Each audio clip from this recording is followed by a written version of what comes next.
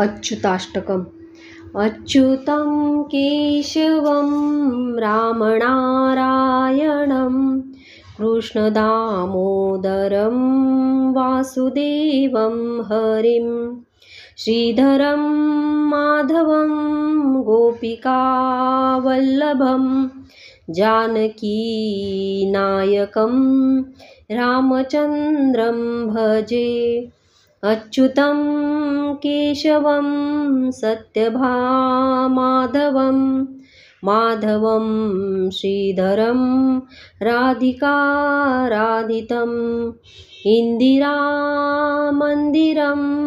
चेतसा सुन्दरं देवकीनन्दनं नन्दजं सन्दधे विष्णवे जिष्णवे शङ्खिने चक्रिणे रुक्मिणी रागिने जानकी जानये वल्लवी वल्लभार्यचितायात्मने कंसविद्वंसिने वंशिने ते नमः।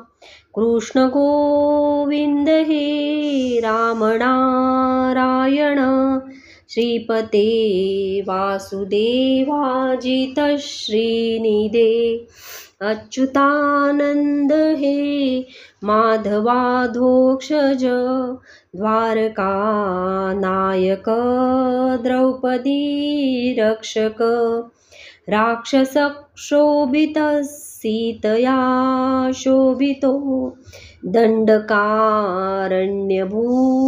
पुण्यता कारण लक्ष्मणेनान्वितो वानरैः सेवितो गस्त्यसम्पूजितो राघव पातु मां धेनुकारिष्टहानिष्टकृद्वेषिणां केशिहा कंसरुद् वंशिकावादक पूतना कोपक सूरजाखेलनो बालगोपालक पातु मां सर्वदा विद्युदुद्योतवत् प्रस्फुरद्वाससं प्रौढं बोधवत् पोल्लसद् विग्रहं वन्यया मालया शोभितोरस्थलं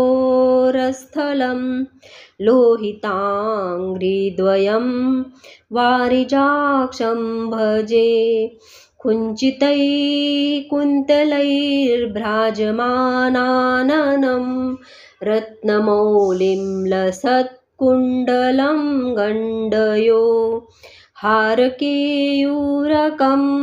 कङ्कणं प्रोज्वलं किङ्किणीमञ्जुलं श्यामलं तं भजे।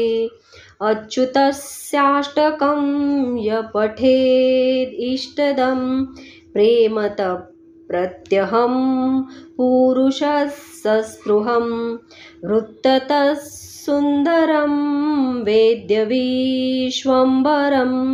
तस्य वशो हरिर्जायते सत्वरम्।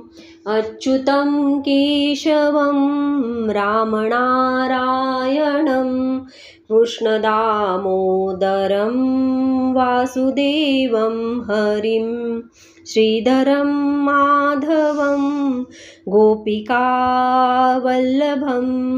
जानकीनायकं रामचन्द्रं भजे।